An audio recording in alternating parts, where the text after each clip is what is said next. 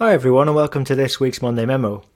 Now, have you ever been in a meeting or at a presentation with non-native English speakers and heard something that, quite frankly, didn't make any sense to those in the room? I mean, most people consider English to be the universal language of business. However, there's modern communication technologies out there that are connecting more native English speakers with non-native ones together in meetings or webinars, forums, and so on. And some messages are getting lost between those taking part in those conversations, even though they're meant to be using the same language, which is English. And usually, and I might be generalizing here, it's normally the native English speakers who are causing the most confusion. And that's why in this short episode I'm going to share some steps for native English speakers in finance to take to improve their understandability with the non-native English speaking colleagues. Now, I grew up in Ireland and England, so consider my first language as English, a native English speaker with a smattering of other languages that I picked up along the way. And oftentimes my earlier career, I'd actually say to people who had English maybe as a second language, that their English was better than mine. It was a genuine compliment because I observed how they were doing things in communications with others in our organisations and in finance better than I could, and I was a native English speaker. I remember saying once to a German colleague that so-and-so had got wind. And, they sort of interrupted me and say, "What do you mean? They fart a lot and they pass wind?" And I said, no, what I actually meant was they'd heard of something. And then something we do an awful lot of in Ireland, I had some American colleagues over and said, do you fancy a bit of crack?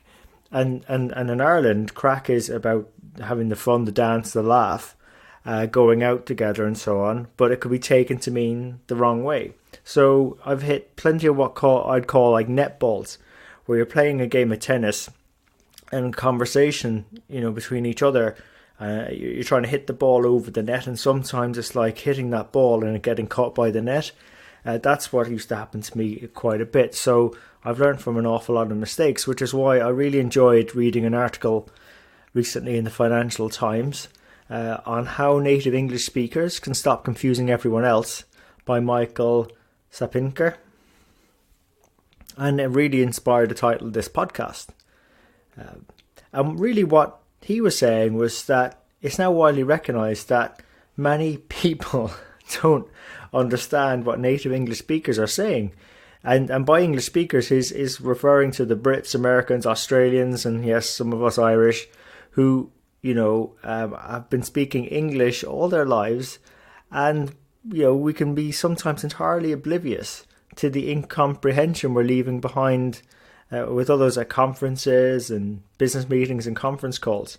And he pointed to a 2015 survey of a NATO working group that observed that native English speakers of English are not always good at adjusting their own language to the manner and level that's using and comprehensible by other people.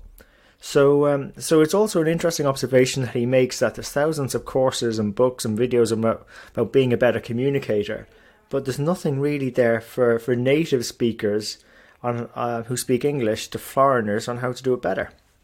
So, there's three things that I've picked up that I'd like to share with you. And the first one is just avoiding idiomatic or colloquial language. So, saying things like putting something to bed or cutting your teeth, or one I found recently was walking the waltz. I mean, what the heck was that? But essentially, that person was meaning they wanted to see an end-to-end view of the process, how the numbers got generated.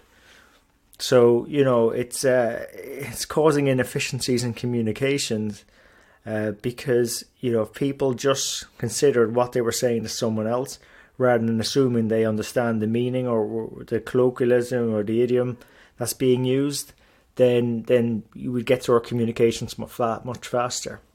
The second point, and this actually comes from the article, which is avoiding phrasal verbs. That's a long-winded way of saying that it's a verb plus a preposition.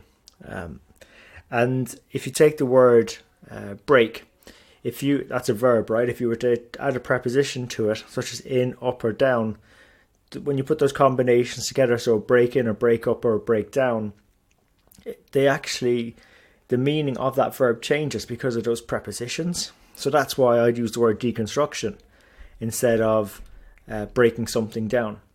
And when you take examples like when people are buying a house and they put down a deposit on it, putting down a deposit on a house could mean different to putting down a dog who is perhaps ill, or putting a baby down to bed or sleep, or putting someone else down by criticizing or condemning or complaining about them.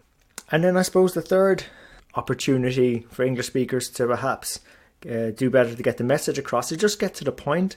The great thing about working with so many different cultures now, you come across some, and again I'm going to generalize a little here, particularly Eastern European cultures, very good at getting to the point quickly. And I wish we did that more in native English speaking. So when you hear people saying, oh, would you perhaps have time, maybe for a quick chat? Just say, do you have time for a chat? Or I'd appreciate a chat, which I think is probably a nice way of putting it across. So I tend to add I'd appreciate and then the request. Because, it's hard enough for non-native speakers they're using a lot of energy because it's not their first language to try and take on board what we're saying as native English speakers. So, let's make it a bit easier for them. Let's make it easier by being a bit more direct and also avoiding filler words like basically or or like. And I'm one to talk because I have a habit of doing this. And slow down a little bit as well, to give people a chance to take it in. But don't use the filler words to do that. There's enough of a challenge, people trying to deconstruct what's being said. And I suppose, look, in finance, as much as there's 3 areas there where we could improve as native English speakers in our communications with non-native English speakers, the one thing we do have in common is the numbers. Those numbers are universally recognized. And, that's why we bring on mentors to the show, because what brings us together are those numbers. But I also believe that we have the answers to a lot of our challenges within our profession already if we just shared our stories a bit more. And perhaps how to communicate better, what works, what doesn't work. Try and sort of share those hard-won lessons so the rest of us perhaps don't need to go down those routes and making the same mistakes that are perhaps avoidable. And again, the three suggestions on today's Monday Memo, just sort of really things to avoid. Things that, if we stop doing, we'd actually be more effective. So that's quite a nice thing to be able to do. And it just takes a little bit of consideration. And with that in mind, again, really appreciate you investing your time in the show today. And again, if you enjoyed this episode, please recommend us to your colleagues and friends. We're on all the major platforms, iTunes, Stitcher, SoundCloud and YouTube. And until next time, take care of yourselves and let's keep on building our strength in the numbers.